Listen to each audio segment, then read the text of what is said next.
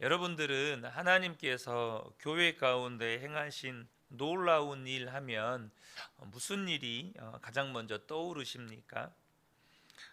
당장은 성도의 수가 늘어나는 부흥을 떠올리게 되지 않을까 싶습니다. 혹은 복음서에 기록된 것처럼, 혹은 또 사도행전에 기록된 것처럼 죽은 자가 살아나고 안진병이가 일어나고 눈먼 자가 눈을 뜨는 어떤 이런 기사와 표적들이 일어나는 것 또한 하나님이 행하시는 놀라운 일이다라는 생각을 하시게 될 것 같습니다. 하지만 우리가 좀 명확하게 보셔야 될 것이 있는데요. 성도의 수가 늘어나는 것, 또 어떤 기적과 같이 병이 고침을 받는 것, 이런 것들이 꼭 하나님이 행하시는 놀라운 일이라고 보기에는 어려운 면이 있다는 것입니다. 물론 하나님이 이끄시지 않으시면 누구도 하나님께 나아올 수 없기 때문에 교회 가운데 성도의 수가 늘어나는 것, 이건 하나님이 하시는 일이라고 우리가 말할 수 있습니다. 또 병이 고침받고 죽은 자가 살아나는 것 또한 하나님이 하시는 일이라고 말할 수 있죠. 그런데 여러분, 단순히 숫자가 많아지게 하고 그것을 과시하는 것은 마귀도 할 수 있는 일이라는 것입니다. 또 병자를 고치는 것 또한 마귀도 할 수 있는 일이에요. 그렇기 때문에 우리가 단순히 교회의 성도의 숫자가 많아지고 혹은 어떤 기사와 표적들이 일어나는 것을 하나님이 행하시는 놀라운 일이라고 단정 짓기에는 어려운 면이 있습니다. 그러면 여러분, 하나님이 행하시는 놀라운 일, 정말 하나님이 하셨다고 밖에 말할 수 없는 그런 일은 어떤 일일까요? 그것은 사람이 예수를 믿고 거듭나서 진정으로 변화되는 것입니다. 여러분, 사람이 거듭나는 건 진짜 하나님밖에 하실 수 없습니다. 사람이 진짜로 변화되는 것 또한 하나님밖에 하실 수 없어요. 이것은 마귀가 절대 할 수 없는 일이에요. 사람이 거듭나는 거 절대 마귀가 못해요. 마귀는 사람을 속이고 거짓말해서 속이고 도둑질하고 죽이는 것을 하지, 사람에게 생명을 주고 거듭나게 하고 변화되게 하는 건 절대 마귀가 할 수 없는 일인 것입니다. 많은 사람들이 하는 말 가운데 하나가 사람은 좀처럼 변하지 않는다는 것이죠. 그래서 흔히 이런 말이 있습니다. 머리 검은 짐승은 거두는 것이 아니다. 또 예수 믿는 성도님들 안에도 예수를 믿어도 성질대로 믿어. 여러분, 이런 말들을 우리가 종종 하거나 듣는 것을 경험합니다. 그런데 여러분, 성경은요, 예수를 믿으면 새로운 피조물이 된대요. 이전 것은 지나가고 새 것이 된다고 말씀하셨습니다. 그래서 저와 여러분이 세상의 속담이나 사람들이 이렇게 풍월로 중얼거리는 말로 결론을 삼으시면 안 됩니다. 언제나 하나님의 말씀으로 저와 여러분이 결론을 삼으셔야 돼요. 여러분, 사람은 변화되는 것입니까? 여러분, 사람은 변화됩니다. 사람은 새로운 피조물이 돼요. 그러므로 여러분, 저와 여러분이 늘 사람이 변화될 것을 여러분 갈망하셔야 됩니다. 사람이 새롭게 거듭날 것을 늘 갈망하셔야 돼요.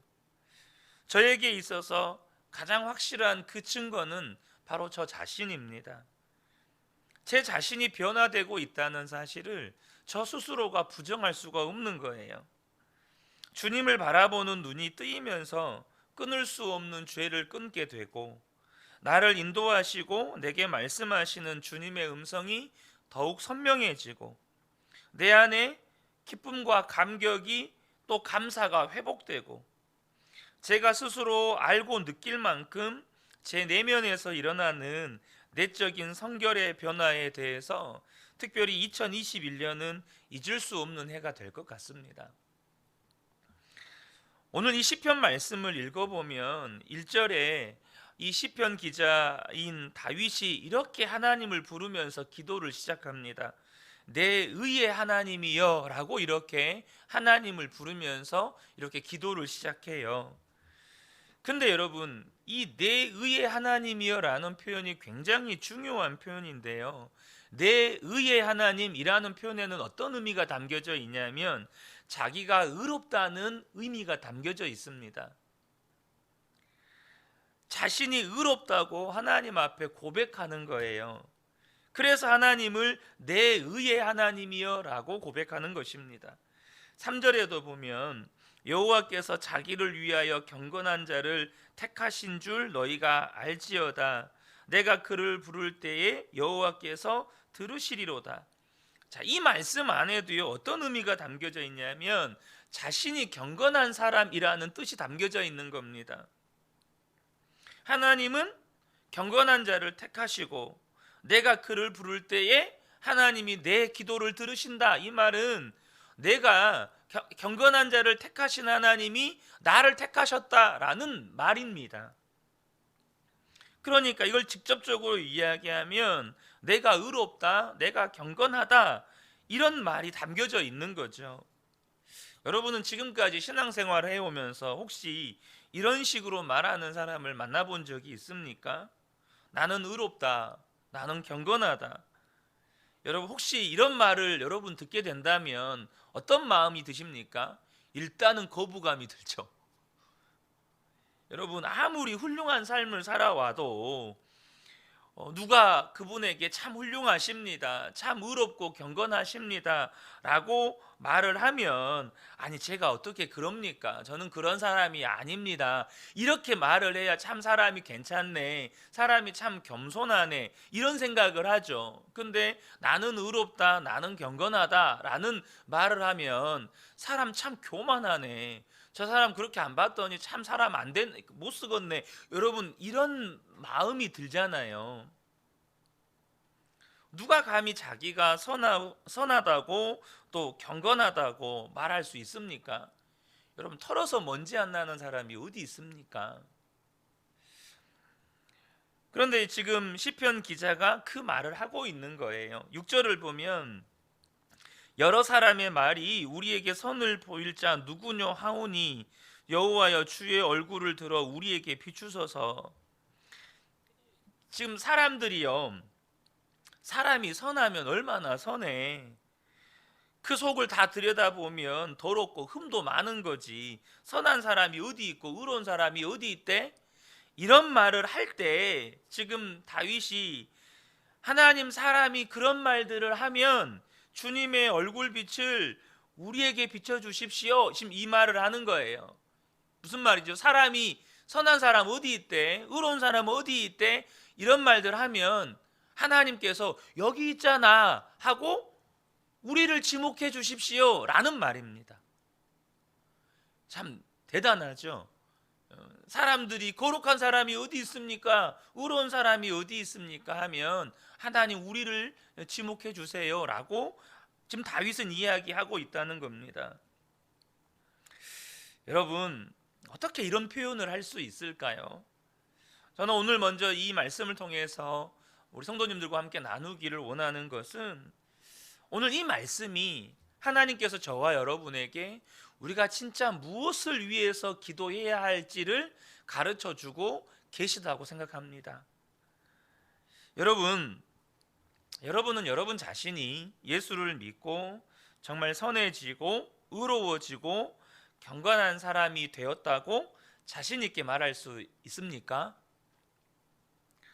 하나님이 오늘 저와 여러분에게 이 부분에서 도전하고 계십니다.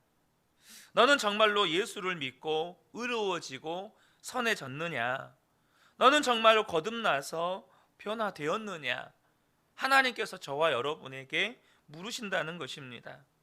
여러분, 그렇게 우리에게 물으시는 하나님은 누구보다도 더 우리가 하나님 제가 그렇게 되었습니다, 하나님 제가 그렇게 변화되었습니다 라고 말하게 되기를 원하십니다. 여러분, 그렇게 믿으십니까? 하나님이 원하신다는 거예요. 왜요? 예수님의 십자가 죽음으로 피 흘리시기까지 하나님은 우리를 거룩하고 의롭게 만들기를 원하시는 하나님이십니다. 지금 코로나 전국이 2년 넘게 이어져 오고 있습니다. 또 저와 여러분은 우리 또 특별히 대한민국이라고 하는 나라는 또 3월에 대통령 선거까지 앞두고 있습니다. 그러다 보니 한국 교회 안에 나라와 민족을 위해서 깨어서 기도해야 한다는 말들을 많이 합니다. 여러분, 그런데 저와 여러분이 잊지 말아야 할 것은 기도하는 우리가 거룩하고 성결하게 구별되어 있지 않으면 우리가 하는 기도가 헛된 기도일 수밖에 없다는 겁니다. 여러분, 그렇지 않겠습니까? 기도하는 우리가 하나님 앞에 거룩하고 정결하게 구별되어 있지 않으면서 나라와 민족을 위해 기도한다?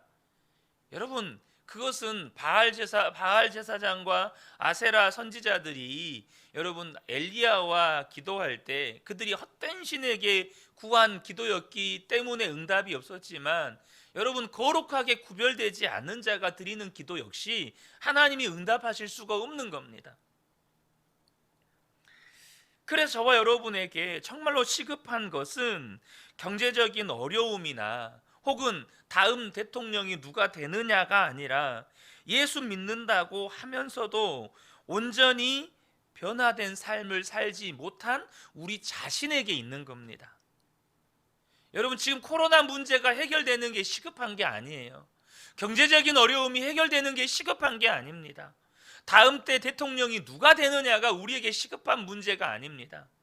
정말로 우리가 예수를 믿고 거듭나서 변화된 삶을, 거룩하고 정결하고 선한 삶을 살고 있느냐가 우리에게는 가장 중요하고 시급한 문제인 겁니다. 소돔과 고모라가 죄가 많아서 멸망했죠. 그런데 성경을 자세히 보면 그들이 멸망의 원인이 뭡니까? 죄가 많아서입니까? 아닙니다. 소돔과 고모라 땅에 의인 10사람이 없었기 때문입니다. 여러분, 세상의 임금 마귀가 다스리는 곳이기 때문에 죄가 많아지는 건 지극히 당연한 겁니다.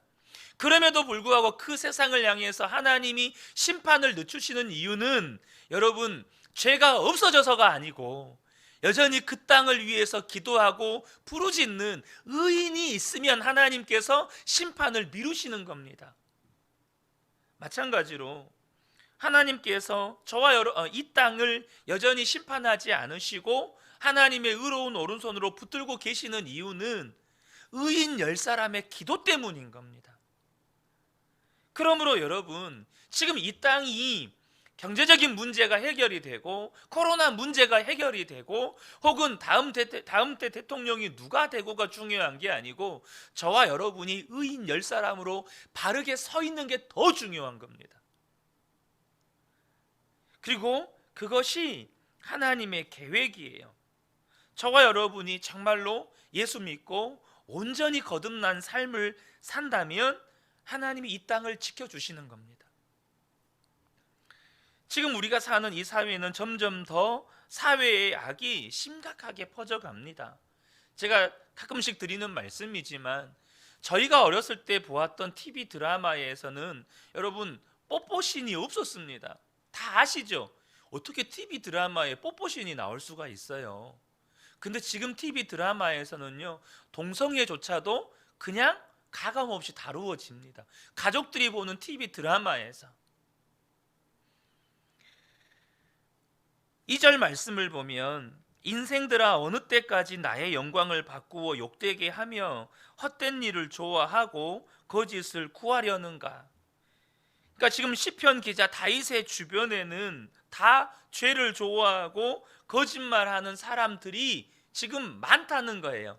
다윗은 그런 사람들에 의해 둘러싸여 있다는 겁니다.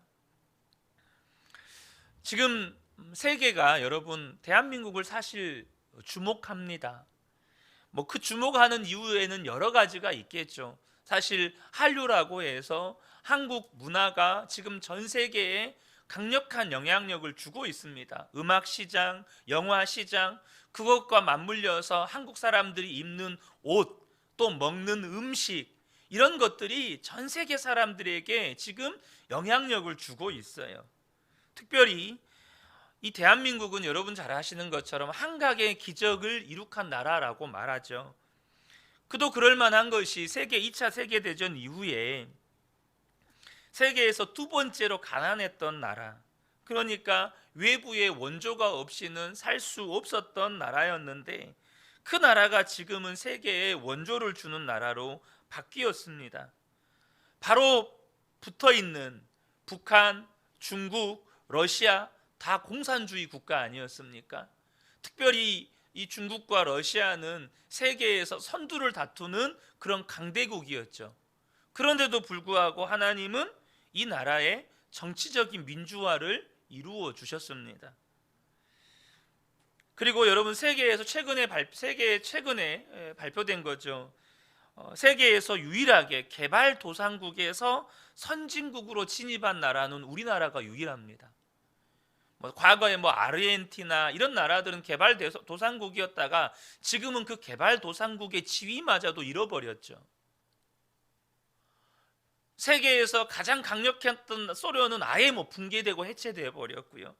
그런데 이렇게 개발도상국에서 이렇게 20세기의 개발도상국에서 선진국으로 진입한 나라가 이 우리나라가 유일해요. 여러분, 근데 저와 여러분이 분명하게 믿는 게 있습니다. 이것은 하나님이 하신 일입니다. 여러분, 그렇지 않습니까? 우리는 그렇게 믿어요.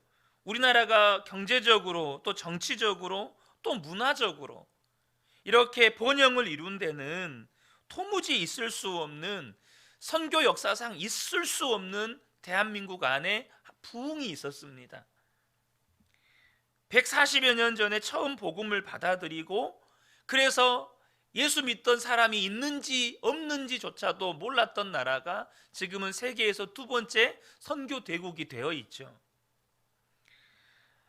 가까이에 있는 북한에 있는 이 공산주의 세력을 막으신 것도 하나님의 역사고, 길게 보면 주님께서 다시 오심을 준비하기 위한 이 선교 완성을 위해 하나님께서 우리나라를, 우리 민족을 특별히 택하신 것입니다. 그래서 하나님께서 이 민족을 여러분 부흥과 또 경제적인 풍요도 허락해 주신 것이죠. 여러분, 근데요, 그런 관점에서 보면 우리나라가요, 또 한편으로는 심각한 문제가 있다는 것을 아셔야 합니다. 무슨 말이냐면, 분명히 경제적으로, 정치적으로, 문화적으로 놀랄만한 부강함을 이루었지만 한편으로 굉장히 심각한 문제들이 있어요.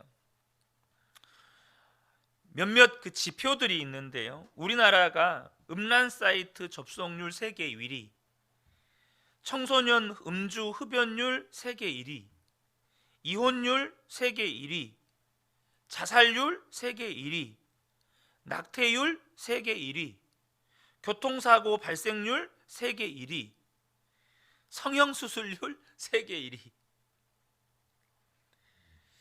그러니까 육신의 정욕, 안목의 정욕, 이생의 자랑, 우리가 얽매이기 쉬운 죄가 우리나라 민족 가운데 얼마나 깊이 만연해 있는지를 보게 되면 또 그 점에서 우리나라는 또 세계에서 놀랄 만한 나라입니다. 여러분, 지금 이것이 우리의 현실입니다. 이 민족의 현실이에요. 그래서 분명히 하나님께서 우리를, 이 대한민국을 세계 선교를 위해서 쓰시려고 교회의 부흥도 허락하셨고, 경제적인 부흥, 또 정치 문화적인 부흥도, 이 부강함도 허락하신 게 사실이라면, 여러분, 이 만연해 있는 죄에 대해서 우리가 심각하게 볼 수 있으셔야 합니다. 이대로는 하나님께서 대한민국이라고 하는 이 나라와 이 민족 가운데 계속해서 복을 주실 수 없을 뿐만 아니고 세계 선교의 도구로도 쓰실 수가 없는 거지요. 여러분, 경제적인 부흥, 또 어떤 문화적인 영향력으로 절대 세계 선교를 위해서 쓰실 수 없습니다. 여러분, 의와 거룩함이 없는데 경제적으로 부강해지고 문화적으로 부강해지면 여러분, 죄만 더 퍼뜨리는 도구가 되는 겁니다. 여러분, 그렇지 않습니까? 분명히 로마라고 하는 나라는 세계를 아우르는, 또 정치, 경제, 군사, 문화의 중심 국가였습니다. 근데 로마가 기독교 나라가 되었어요. 300년이 지나면서 기독교 국가가 되었습니다. 근데 로마라고 하는 나라가 얼마나 타락해 버렸습니까? 그 로마라고 하는 제국은 역사 속에서 사라져 버렸습니다. 분명히 세계로 열어놓은 그 교통로, 세계로 뻗어나가는 정치, 군사, 경제가 복음을 운반하는 도구로 하나님께서 여러분 기독교 역사 초창기에 그렇게 쓰셨습니다. 그러니까 하나님께서 복음을 세계 열방 가운데 이렇게 보내실 때 정치, 경제, 군사, 문화의 이 부강함은 하나님께서 사용하시는 도구입니다. 근데 로마가 타락해 버리니까 하나님은 로마라는 나라를 문을 닫아 버리셨습니다.